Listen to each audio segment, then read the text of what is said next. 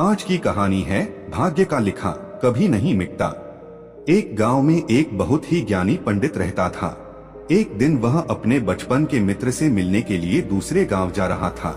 उसका मित्र बचपन से ही गूंगा और एक पैर से अपाहिज था। उसके मित्र का गांव काफी दूर था।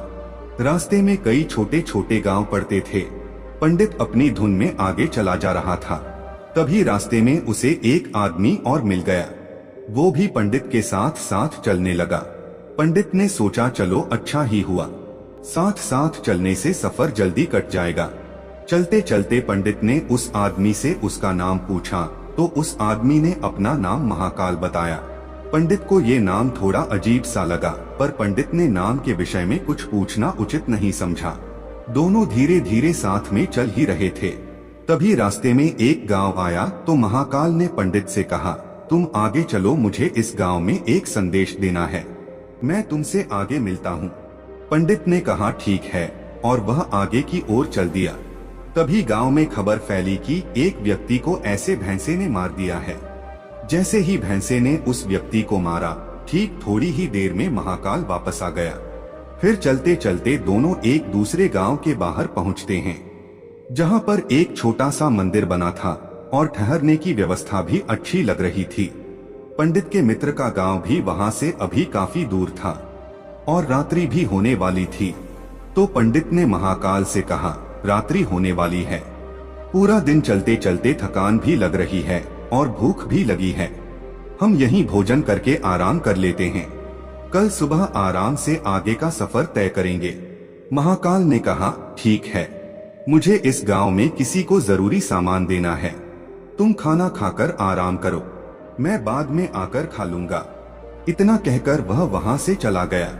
लेकिन उसके जाते ही कुछ देर बाद गांव में धुआं उठता दिखाई दिया और देखते ही देखते पूरे गांव में आग लग गई। पंडित ने आश्चर्य से सोचा कि यह महाकाल जहां भी जाता है वहां किसी न किसी तरह की हानि जरूर हो जाती है, कुछ तो गड़बड़ है। लेकिन पंडित ने रात्रि में महाकाल से इस बात का कोई जिक्र नहीं किया। सुबह दोनों ने फिर अपने गंतव्य की ओर चलना प्रारंभ कर दिया।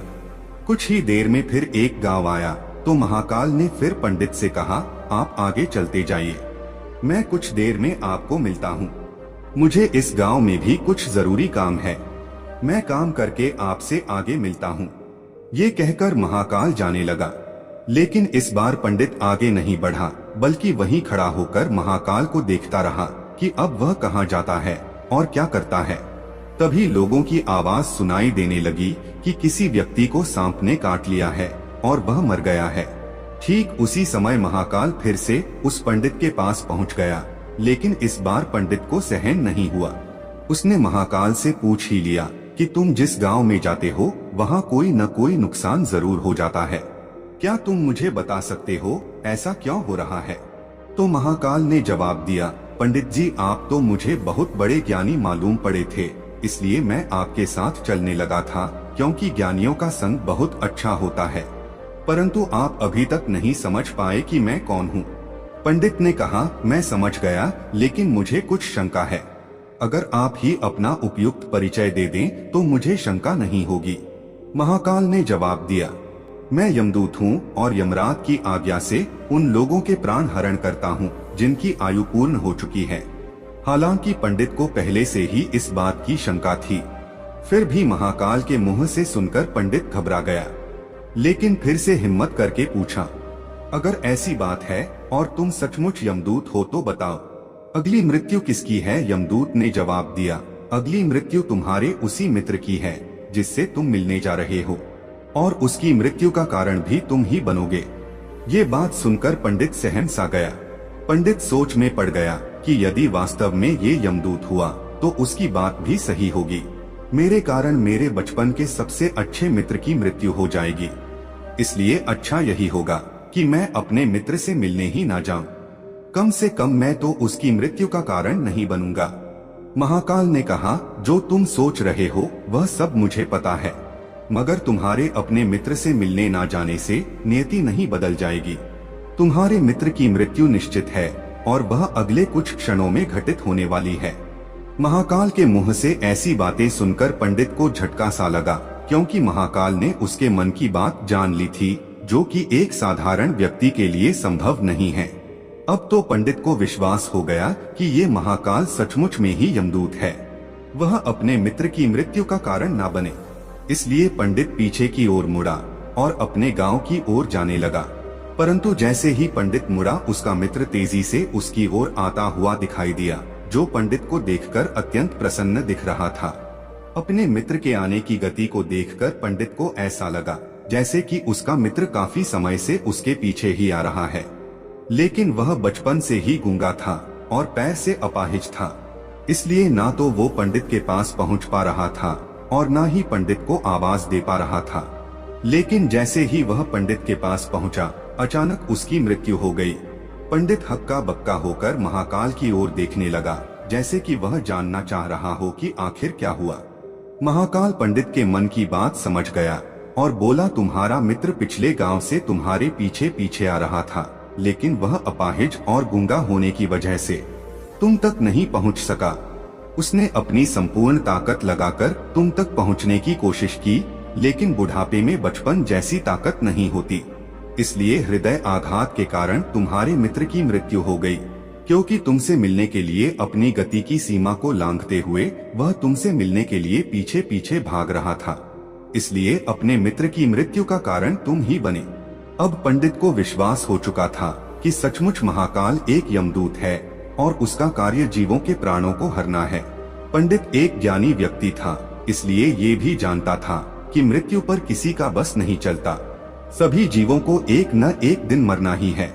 यही सोचकर उसने अपने आप को संभाल लिया, लेकिन अचानक पंडित के मन में स्वयं की मृत्यु के बारे में जानने की इच्छा हुई। इसलिए उसने महाकाल से पूछा, जब मृत्यु मेरे मित्र की होनी थी तो तुम शुरू से ही मेरे साथ चल रहे थे। महाकाल ने जवाब दिया, मैं तो सभी के साथ चलता हूँ और हर क्षण चलता रहता हूँ, किंतु लोग पहचान नहीं पाते, क्योंकि लोगों के पास अपनी समस्याओं के अलावा किसी और व्यक्ति, वस्तु या घटना के संदर्भ में सोचने समझने और देखने का समय ही नहीं होता। पंडित ने कहा, क्या तुम बता सकते हो कि मेरी मृत्यु कब और कैसे होगी? तो महाकाल ने कहा, हालांकि किसी सामान्य जीव को ये जानना ठीक नहीं है, क्योंकि कोई भी जीव अपनी मृत्यु के बारे में जानकर दुखी तो होता ही है, लेकिन तुम ज्ञानी व्यक्ति प्रतीत होते हो और अपने मित्र की मृत्यु को तुमने जितनी आसानी से सहन कर लिया, उसे देखकर लगता है कि तुम अपनी मृत्यु के बारे में जानकर भी दुखी नहीं होगे। इसलिए मैं तुम्हें बता देता हूँ कि तुम्हारी मृत्यु आज से ठीक 6 महीने बाद आज के ही दिन किसी दूसरे राज्य में फांसी लगने से होगी। और सबसे आश्चर्य की बात यह होगी कि तुम स्वयं से फांसी को स्वीकार कर लोगे। इतना कहकर महाकाल जाने लगा, क्योंकि महाकाल का पंडित के साथ चलते रहने का अब कोई कारण नहीं था। पंडित भी अपने मित्र की यथाशक्ति कर्मकांड करके अपने गांव चला गया, लेकिन कोई व्यक्ति कितना भी ज्ञानी क्यों ना हो, अपनी मृत्यु की बात सुनकर ही तो होता ही है और मृत्यु से बचने के लिए कुछ ना कुछ करता ही है। तो पंडित ने भी किया। पंडित विद्वान था, इसलिए उसकी ख्याति उस राज्य के राजा तक थी। उस पंडित ने सोचा कि राजा के पास तो ज्ञानी मंत्री है, वे मेरी मृत्यु से संबंधित समस्या का कोई न कोई हल निकाल ही लेंगे। पंडित जी यह सोचते हुए राज दरबार में पहुंच जाता है और उसने वहां जाकर राजा को सारा वृतांत सुनाया। राजा ने ये बात अपने मंत्रियों को बताई और उनसे सलाह मांगी। अंत में सभी ने विचार विमर्श करके कहा कि अगर पंडित की बात सही है तो ये तो निश्चित है कि उसकी मृत्यु 6 महीने के बाद ही होगी, लेकिन मृत्यु तब होगी जब वह दूसरे राज्य में जाएगा। यदि वह दूसरे राज्य में जाएगा ही नहीं तो मृत्यु भी नहीं होगी। मंत्रियों की ये सलाह राजा को भी ठीक लगी। बहुत सोच समझकर राजा ने पंडित के रहने की व्यवस्था महल में कर दी और राजा के आदेश के बिना उस पंडित से किसी को भी मिलने नहीं दिया जाता था। लेकिन पंडित कहीं भी आ जा सकता था, ताकि पंडित को ये ना लगे कि वे राजा की कैद में हैं। परंतु पंडित डर के कारण स्वयं ही कहीं आता जाता नहीं था। धीरे धीरे पंडित के मृत्यु का समय नजदीक आने लगा और वह दिन भी आ गया जिस दिन पंडित की मृत्यु होने वाली थी। पंडित अपनी मृत्यु को लेकर बहुत चिंतित था, इसलिए उस दिन पंडित डर के मारे जल्दी ही सो गया, ताकि जल्दी से वह रात बीत जाए और अगला दिन आ जाए तो उसकी मृत्यु टल सके। लेकिन पंडित को स्वयं नींद में चलने की बीमारी थी और इस बीमारी के बारे में वो स्वयं भी नहीं जानता था। अतः राजा के किसी वैद्य को बताने का तो प्रश्न ही नहीं उठता। उसी रात पंडित को नींद में चलने का दौरा पड़ा। वह उठा और जेल से निकलकर अस्तबल में गया। पंडित राजा का खास मेहमान था, इसलिए किसी पहरेदार ने भी उसे नहीं रोका और न ही किसी तरह की पूछताछ की। अस्तबल में पहुंचकर सबसे तेज चलने वाले घोड़े की पीठ पर सवार होकर नींद में ही राज्य की सीमा के बाहर दूसरे राज्य में चला गया। इतना ही नहीं, वह दूसरे राज्य के राजमहल में पहुंच गया और उस महल के पहरेदार ने भी उसे नहीं रोका और न ही कोई पूछताछ की। सभी लोग रात्रि के अंतिम प्रहर होने के कारण नींद में थे और वह पंडित सीधे राजा के शयन कक्ष में पहुंच गया, जहां राजा और रानी सो रहे थे। वहां पंडित भी जाकर लेट गया। सुबह हुई तो राजा ने पंडित को रानी के बगल में सोया हुआ देखा, जिससे राजा बहुत क्रोधित हुआ और पंडित को गिरफ्तार कर लिया गया। पंडित को तो कुछ समझ में ही नहीं आ रहा था कि आखिर दूसरे राज्य में और राजा के कक्ष में वह कैसे पहुंच गया। लेकिन वहां ये सब सुनने वाला कौन था? राजा ने पंडित को दरबार में हाजिर करने का हुक्म दिया। कुछ समय बाद पंडित को दरबार में लाया गया। कुछ समय बाद राजा का दरबार लगा, जहां राजा ने पंडित को देखा और देखते ही क्रोधित होकर पंडित को फांसी पर चढ़ा देने का आदेश सुना दिया। फांसी की सजा सुनकर पंडित कांप गया। फिर भी कुछ हिम्मत कर उसने राजा से कहा कि मैं ये नहीं जानता कि मैं राजमहल में कैसे पहुंचा, और ये भी नहीं जानता हूँ कि मैं आपके शयन कक्ष में कैसे आया और आपके राज्य के किसी पहरेदार ने मुझे रोका क्यों नहीं। लेकिन मैं इतना जानता हूँ कि आज मेरी मृत्यु होनी थी और अब सच में होने जा रही है। राजा को ये बात थोड़ी अटपटी लगी। उसने पूछा, तुम्हें कैसे पता कि आज तुम्हारी मृत्यु होनी ही है? तुम कहना क्या चाहते हो? राजा के इस सवाल के जवाब में पंडित ने महाकाल से मिलने की कहानी बता दी और कहा कि महाराज, मेरा क्या किसी भी सामान्य व्यक्ति में इतना साहस नहीं है कि वे राजा के शयन कक्ष में राजा की उपस्थिति में रानी के पास चले जाएं और सो जाएं। राजा को पंडित की बात में थोड़ी सत्यता दिखाई दी, परंतु उसने सोचा ये मृत्यु से बचने के लिए महाकाल और अपनी मृत्यु के भविष्यवाणी का बहाना बना रहा है। इसलिए राजा ने पंडित से कहा, यदि तुम्हारी ये बात सत्य है और आज तुम्हारी मृत्यु का दिन है जैसा कि तुम्हें महाकाल ने कहा था, तो तुम्हारी मृत्यु का कारण नहीं बनूंगा। लेकिन अगर ये बात झूठी निकली तो निश्चित ही आज तुम्हारी मृत्यु का दिन होगा, क्योंकि पड़ोसी राज्य का राजा उसका मित्र था। उसने तुरंत सैनिकों के हाथ दूसरे राज्य के राजा को पत्र भेजा और पंडित की बात की सत्यता का प्रमाण मांगा। शाम तक भेजे गए सैनिक वापस लौट आए और उन्होंने बताया, महाराज, पंडित जो कह रहा है वह पूर्णतः सत्य है। दूसरे राज्य के राजा ने पंडित को रहने के लिए अपने ही महल में संपूर्ण व्यवस्था कर रखी थी और पिछले 6 महीने से पंडित राजा का मेहमान था। कल राजा इससे अंतिम बार मिले थे। इसके बाद इस राज्य में ये कैसे पहुंचा, इसकी जानकारी किसी को नहीं है। इसलिए उस राज्य के राजा के अनुसार पंडित को फांसी की सजा देना उचित नहीं है। लेकिन राजा के लिए एक नई समस्या आ गई, क्योंकि उसने बिना कुछ जाने एक पंडित को फांसी की सजा सुना दी थी। इसलिए अगर दंड फांसी नहीं दी जाए तो राजा के कथन का अपमान हो जाएगा, और अगर राजा के द्वारा दी गई सजा का मान रखा जाए तो पंडित की बिना वजह ही मृत्यु हो जाएगी। राजा ने अपने सभी मंत्रियों से इस बारे में चर्चा की। सभी मंत्रियों ने सुझाव दिया कि महाराज, पंडित को एक कच्चे सूत से फांसी लगवा दें।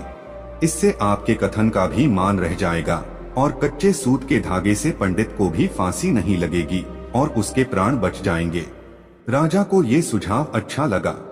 उसने ऐसा ही आदेश सुना दिया। पंडित के लिए कच्चे धागे के सूत का फांसी का फंदा बनाया गया और नियम के अनुसार पंडित को फांसी पर चढ़ाया जाने लगा। सभी लोग खुश थे कि ना तो पंडित मरेगा और ना ही राजा का वचन झूठा पड़ेगा। पंडित को विश्वास था कि सूत के धागे से तो उसकी मृत्यु हो ही नहीं सकती, इसलिए वह भी खुशी खुशी फांसी पर चढ़ने को तैयार था, जैसा कि महाकाल ने उसे कहा था। लेकिन जैसे ही पंडित को फांसी दी गई, सूत का धागा तो टूट गया, लेकिन टूटने से पहले उसने अपना काम कर दिया था। पंडित के गले की नस सूत के धागे से कट चुकी थी और पंडित जमीन पर पड़ा तड़प रहा था। हर धड़कन के साथ उसके गले से खून की फुहार निकल रही थी और देखते ही देखते पंडित का शरीर पूरी तरह से शांत हो गया। सभी लोग आश्चर्यचकित थे, पंडित को मरते हुए देख रहे थे। किसी को विश्वास ही नहीं हो रहा था कि इस कमजोर से धागे से किसी की मृत्यु हो सकती है। लेकिन घटना घट चुकी थी। नीति ने अपना काम कर दिया था।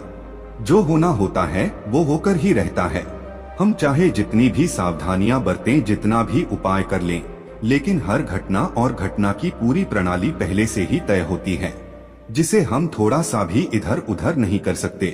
इसलिए ईश्वर ने हमें भविष्य जानने की क्षमता नहीं दी है, ताकि हम अपने जीवन को ज्यादा बेहतर ढंग से जी सकें। और यही बात उस पंडित पर भी लागू होती है।